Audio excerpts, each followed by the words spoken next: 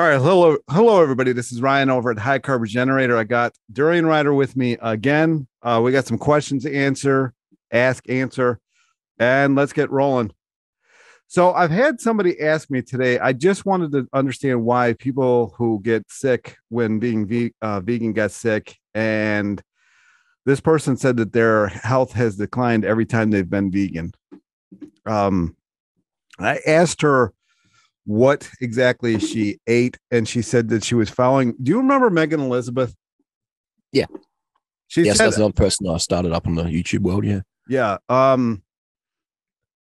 She said that she followed her, and then she followed you as well, but she keeps getting sick. Yeah. So so where do we start with this one? We don't have all the info, so No. we'll put on our detective hat and we'll make some assumptions. We'll do some sort of case studies here. So she's getting sick. What does sickness mean? Does that mean fatigue? Is it mentally sick? Is it anemia? Is it digestive sick? Is she feeling like allergies?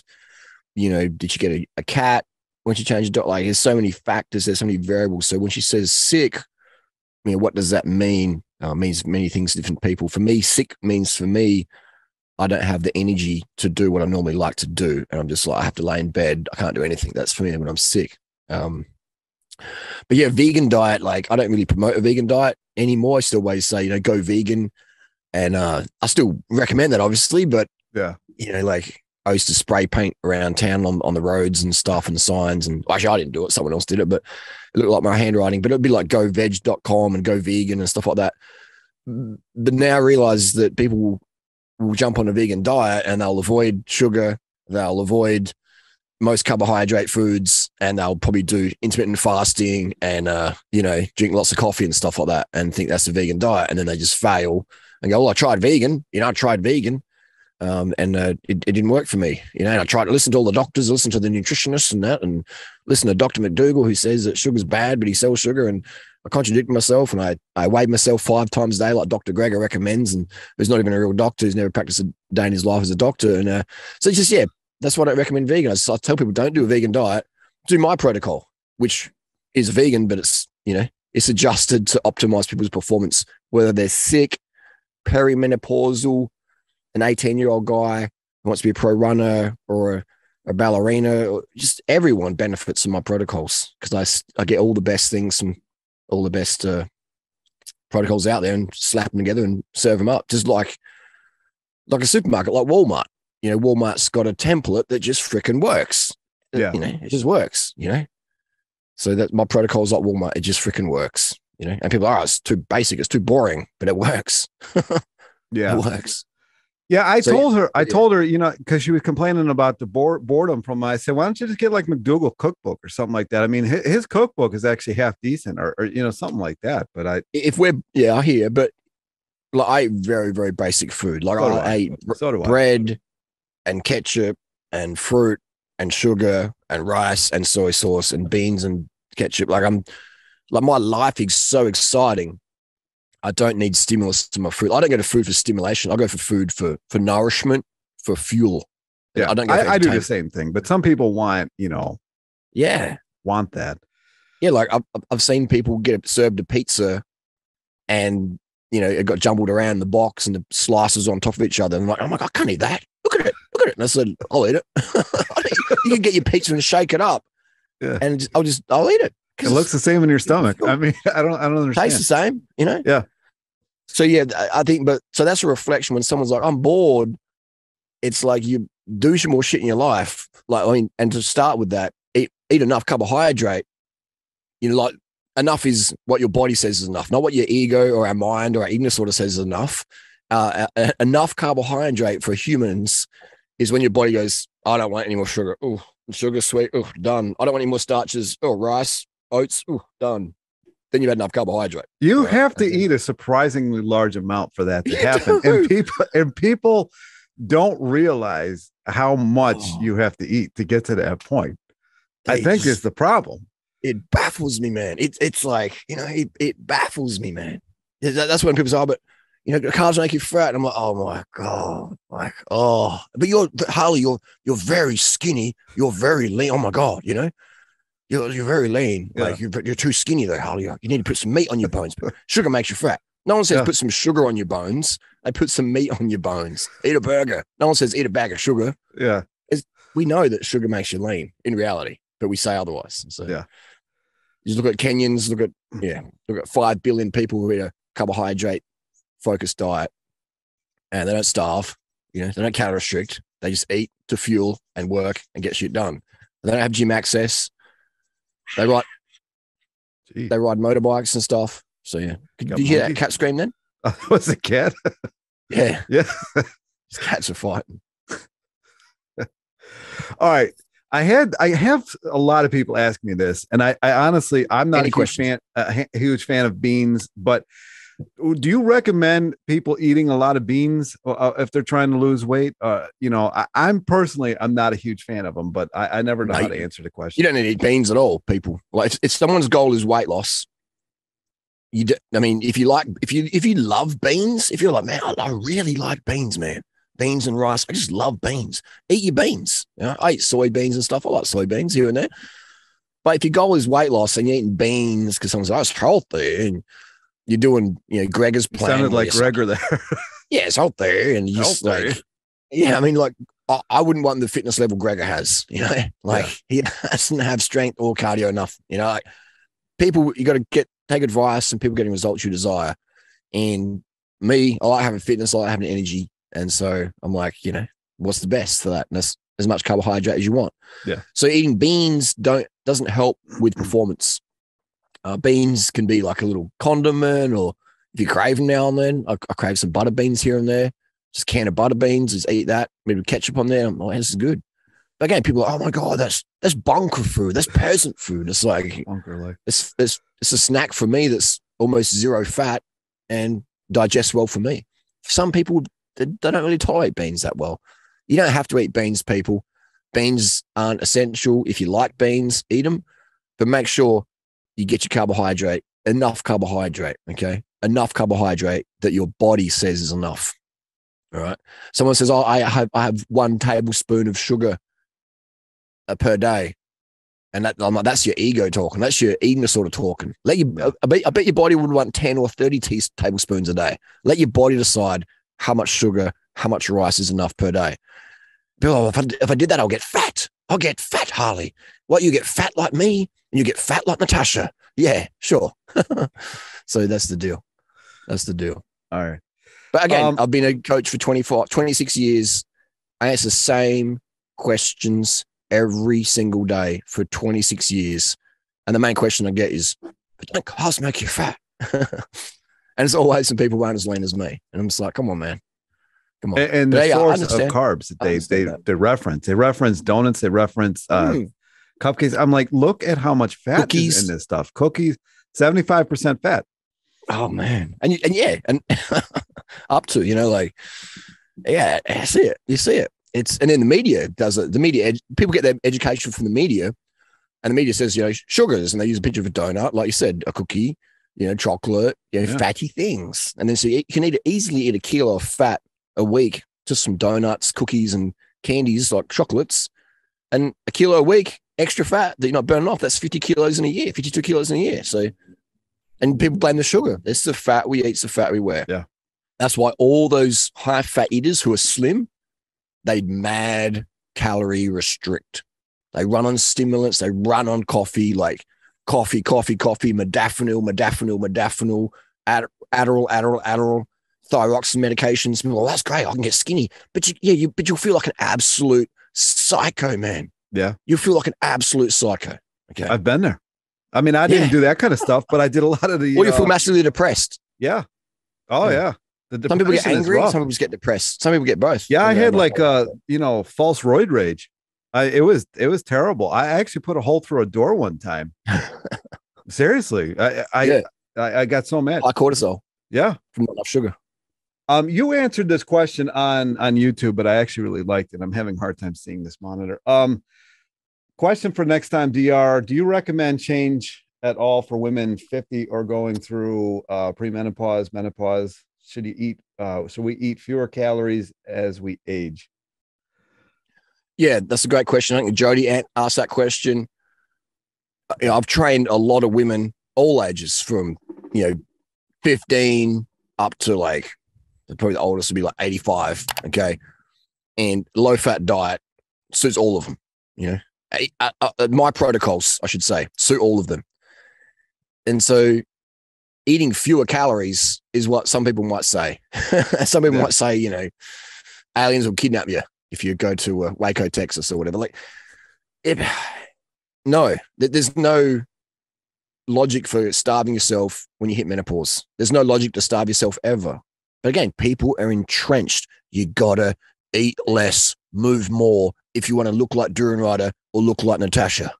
And it's like, no, you don't. All right. Yeah. You're gonna look like the Biggest Loser dude, who's 500 pounds eventually, or just in the meantime, your life quality is gonna suck if you force yourself to eat less carbohydrate calories. You can definitely force yourself to eat less fat calories. That's the goal. And you replace those fat calories with carbohydrate calories. And, people who are dedicated to the whole calorie thing, carbs are 4 calories per gram. Fat is 9 calories per gram. So you get to eat more food with less calories, but we're not going for less calories. We're going for the right fuel source. And that fuel source is carbohydrate. That is what the human bodies thrive on. Every cell in the body runs on sugar, all right? Regardless if it's refined sugar, isolated sugar, in a glucose strip, which keeps you alive, saves your life, or some fresh fruit, dried fruit, tinned fruit, whatever. Sugar is sugar pretty much when the body needs sugar, okay? Yeah. Now, fruit has fiber and vitamins and stuff, yeah, but it's still got sugar in there, okay? We need fiber. We need vitamins. No one's saying not to eat those things. I'm saying add sugar to your fruit, to your starches, so you get enough sweet, so you're not reaching for the cookies, the chocolate, the donuts, aka the fat-laden carbohydrate sources. And you will effortlessly, people find it so easy to be your lightest weight, And it takes time for some people because they have elevated TSH from thyroid damage from carb restriction in the past. But yeah, if you're over 50, menopausal, all the women I know who do my protocol at that age are like, man, I wish I did this in my 20s, all right? Because I got energy now and I'm not a hangry bitch to be around. Yeah. So yeah, women are the main people I find benefit from my protocols the best, because most women starve themselves. And when they come over to my protocol, sometimes their husbands or boyfriends write me, go, hey, I thought you're a bit of a crazy dude, but thanks for making my wife tolerable. Because you know what? I was about to marry my side chick sort of style conversations. So yeah. Just scrolling through here. I do have a question that somebody asked that actually pertained to me. Basically, they were asking, when they go on long bike rides, I have the exact same thing happen. I get extremely bloated and my digestion goes downhill after a long bike ride. So say on Sunday, I did a 42-mile ride. Nice. Which was great. But then I get home and I'm bloated kind of the rest of the day, and my gut, it just doesn't function as well. But at some point that stopped for me the last time I lost weight until I added the fat back in. And what do you think causes that? Food combining. Sounds for me, I don't have all the info, but for me, it'd be food combining. Yeah, but again, you're also going to be on the bicycle, you're sort of bent over a bit, and so, posture is not really natural for humans, even though it's good. So for me, when I come home from a long bike ride, I try and come home weighing more than when I left, because that means I'm properly hydrated and properly carved up, or at least properly hydrated. Yeah. If I come home, let's say I wake up and I'm like, back in the day when I was doing a lot of Ks, and I'll say like, 60 kilos or 62 kilo, I'll make sure I come home, weighing 63 or 64 kilos. If I come home weighing less, then I didn't hydrate properly. And people are like, wow, you come home weighing less. That's the goal. That's the goal. That's why we exercise. Come home weighing less. It's like, you just dehydrate yourself. And we dehydrate, then our digestion will suffer that day, next day, etc. So with you coming back, are you weighing yourself before and after? No, I guess I could. Get some scales and weigh yourself before and after your ride. Yeah. And maybe you're coming home a bit too dry, and then you put some water in there, and your water's like, blah, blah, your belly's like, oh, that could be it. That could be. Yeah, I get some numbers. So weigh yourself before you go, because it's hot now where you are. Yeah, summertime. Yeah, so it could be a little bit of a, bit of dehydration causing a little bit of bloat feel. But do you feel uncomfortable, or was it just an aesthetic thing, or what? No, I wouldn't call it uncomfortable. I mean, what happened basically, I did run out of water. I kept there was another hill, and I'm like, I got to climb it. And there was another hill, and it was just, if you run out of water, then I ran out of water for like the last 5 miles. I see that. I've seen it in 24-hour races or epic ultras. You see the edema when our aldosterone levels.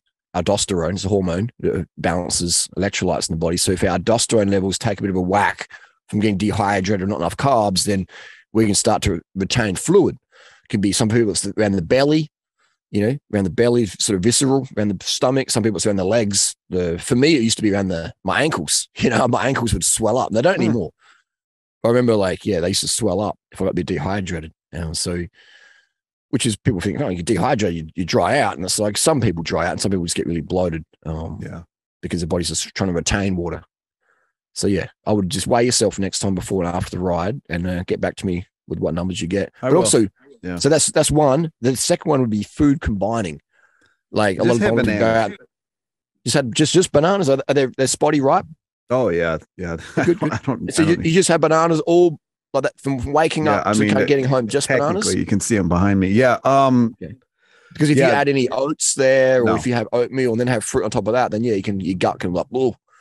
So, No, I usually either just do bananas or sugar water before a ride because I just never know, especially this time of year, it's finally not windy here. Like normally it's like 15, 20, 25 mile an hour winds every day.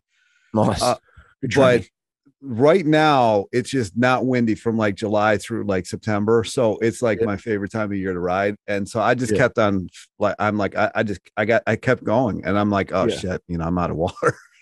It's all learning. But I always do routes where I never run out of water. I always have enough water with me because, especially in the heat. Right? If it's the middle of winter, okay, you won't dehydrate as easy. But if it's summertime, it's like, boom, like I put that as a priority.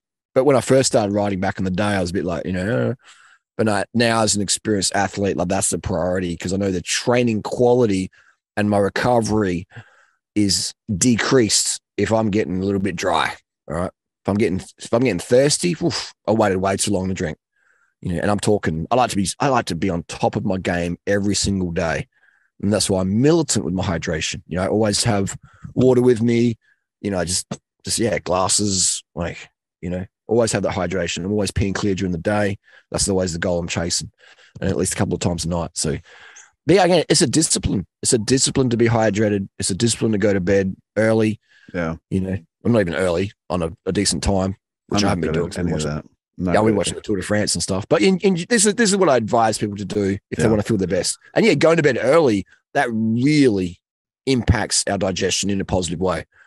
Really, massively. Like when I used to do 24-hour races on the mountain bike, your digestion just takes a dive and your guts is like, and I'm doing good food combining, Then other people would complain of massive digestive upsets, And some people pull out of the race because they just get diarrhea or the guts is like, I can't breathe properly. And so food combining is so important and getting that early nights is critical. It's not how much sleep we get, it's when we go to bed. That's most important. So not all hours are created equal when it comes to sleep. If you go to bed before midnight, that's ideal. I'm not on the Durianrider protocol. Yeah, late nights, huge, because late nights decrease testosterone and testosterone directly enhances digestion, I found. Yeah. I've experimented with exogenous testosterone, endogenous testosterone, and testosterone definitely impacts digestion in a positive way, in my experience anyway. I cannot do it. I just, and I've actually got other people that come on my channel that say they got the same issue. If I go to bed before midnight, I will wake up 2 hours later at best, wide awake. That's okay. Won't fall asleep ever again. Then get up at 2, start the day at 2. And then and then don't let yourself sleep that day unless it's dangerous to drive. you know, and then that's how you force it. You go, okay, we're getting up at 2 a.m. Yeah, but the thing is I used to have to be to work at 4 o'clock in the morning. So I was for 5 years. Yeah. Or 6 years. It never happened. I never got used to it. Like, even when I was 5, 6 years old, my parents would put me to bed. I would be up at midnight, like the rest of the day. I mean, it just never, I've actually had sleep studies done on me because of it. And they're like, your circadian rhythm actually matches the West Coast. Yeah. Maybe you got to live on the West Coast. That's why, because I thought about moving to Arizona. Yeah, do it. Yeah. Arizona's a good place. I mean, Arizona's awesome. But yeah, if I want to get into a good sleep cycle, like there's Tour de France I'm watching, watching the mountain stages. I got about 2 a.m. But I'm laying in bed watching Tour de France, and sometimes I fall asleep. But I let myself fall asleep. I don't use any stimulants and stuff at night time watching the tour. But when I get back into the normal routine, then I'll just get up early and just charge on all day, and then boom, I'll be in bed at 8 o'clock that night and back on the train. So yeah, just get up early then. Just if you get up at 2 a.m., get up at 2 a.m. I think the mistake is now it's easy with our phones and internet, and being a content creator now as well. You're checking comments and you're getting back to people. So there's a stimulus. Like my phone is my caffeine in the morning. Like I'll wake up to my phone. Yeah. I turn it on because I always turn it off at night time for, less radiation, etc. And I turn it off at night time. And then when I turn this thing on in the morning, boom, it like turns me on. And it's amazing. Such a powerful stimulant. It is. Because I enjoy what I do. So it's like, yeah. And so that's what I recommend. Digestion massively is impacted by what time we go to bed. Hugely. Yeah. Looking for, because our digestive system runs on nerve energy. And when we get those early nights, we get that rest, we restore our nerve energy. Same with like penile, our dong performance, Yeah. Like it's amazing, that how much an early night, like at 8, 9 p.m. enhances sexual function for men and women, but especially for men. In my experience and guys I talk to, I would say it's like going to bed at 8 p.m., 9 p.m. is equivalent. I'll give you that one. Exogenous testosterone. About 200 milligram a week, I feel like. So yeah. I will give you that one. Someone said to me, for libido enhancement, 200 milligram of testosterone a week or 8 p.m. bedtime, I'm going to say 8 p.m. bedtime. That's how much difference it makes. I hear you with that one. That one I 100% agree. I 100% agree. I do have one question for you that's completely random. I don't know if this is going to help anybody, but I've watched a lot of McDougall. And when he talks about rice and potatoes, he always says that they're 1 calorie per gram, where other carbohydrates are 4 calories per gram. Do you know why he claims this? Yeah, because he's talking about the weight, like the cooked weight. But that's not even true. 1 calorie per gram, because that's not true. That's going to be very vague, because if you have a kilo bag of rice, that's about 3,000 calories, but it's only 1,000 grams. So, and if you have a kilo bag of potatoes, that's around 500 calories. Okay, so I think that those numbers are wrong. Maybe he said it wrong. Maybe you heard it wrong. But no, he said it in several different videos. Well, he is. In my opinion, and being respectful, I do feel McDougall's definitely, hitting dementia currently. With how he contradicts himself. Sugar's good, sugar's bad. Calories don't matter. Calories, like he's just, carbs don't make you fat, but limit how much carbs you eat. He, in my opinion, he has dementia. But then again, most other authors also contradict themselves. Yeah. So did I have dementia as well? Am I just saying that because of his age? Who knows? But he does contradict himself. So dementia or not, I guess it doesn't matter. Contradictions matter. If you're a noob out there, well, not even noob, but if you're a person out there trying to get the right direction and you're listening to someone who's contradicting what they're saying, then you're going to be stuck in the forest and getting burnt by the bushfire. It's a good way to put it. I do have a question here. I get a lot of people from out of the country, out of the United States, who live in real, like, rural or colder climates, and they tell me that they can't get fruit. So what would you tell these people to add sugar to their smoothies, or just skip the fruit altogether and just do more starches? If all they can get is like some almost rotten banana, or like apples and like bananas that may never even really ripen, what would your response to these people? Apples that donkeys would even piss on. Yeah, I would say to these people, move. I've said that actually. If we're living in a place that doesn't have access to fresh fruit, I'm like, I would move from that place, because for me, it's going to be pretty unhealthy to live there. For me, having some fresh fruit or some tinned fruit is a daily necessity for me. It makes me feel good. Like for breakfast, I've got these tinned mandarins I'm having. I've got some ripe oranges I'm having at the moment in winter. I got to have my fruit. I got to have that fruit in the morning. It's just like, I've been doing it for over 20 something years. So it's a daily routine for me. Nothing digests better than fruit for me. Or sugar water digests the best. And then secondly is fruit. But in terms of a meal, a food, plate of food, fruit digests the best, especially first in the morning. I eat on an empty stomach with water, sugars. I would say move, but let's say you don't want to move. You got family, your kids go to school. You can't move. During the night. Okay, I'm stuck here. I'm in Alaska. I'd be okay. Tinned fruit's going to be your friend. You maybe have a freezer, so frozen fruit. But tinned fruit in syrup. Find a brand that you like, and then buy cases of it. Buy cases of it. I would say 90% of tinned fruit I wouldn't want to eat, because it just doesn't taste sweet. It's like, sour. What is this?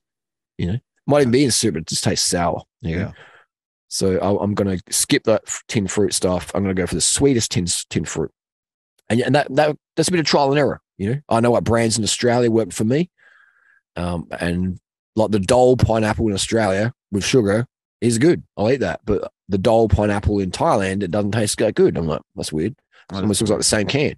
Yeah. But it comes from a different grower or whatever. But so you just got to find what fruit you like and have that. And just, and if it doesn't work for you, if you prefer oatmeal for breakfast, then go oatmeal. But at least try the fruit breakfasts. Try the fruit sugar water breakfasts, and then go from there. Perfect. I know you got to get going. Everybody leave your comments down below so I have them all in one place. I'm over here scrolling on this other screen trying to find comments.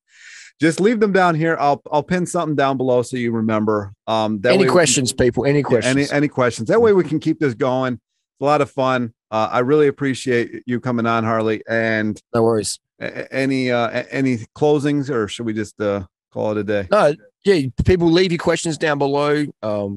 We moderate the comments, so no trolls are going to attack you. But hey, for message for the trolls, you're welcome. You're welcome to come on, join me on my podcast. If you want to troll there, come and put your face out there in the public, and you're welcome to do that. If you disagree with what I say, then definitely come along and troll me on my podcast. DM me on Instagram. Say, hey, Durianrider, I want to live debate you. Face to face on camera or whatever, even in person if you want to, and we'll do that. Otherwise, keep your troll comments off Ryan's stuff, and come over to my page and debate me over there, ideally live. All right, because if people can't say it live, then they don't really be what they're saying. Yeah, that's what I say. All right, perfect. I'll put all your links down below like always, and thanks. Talk to you next time. Till next time, man. All right, thanks, buddy.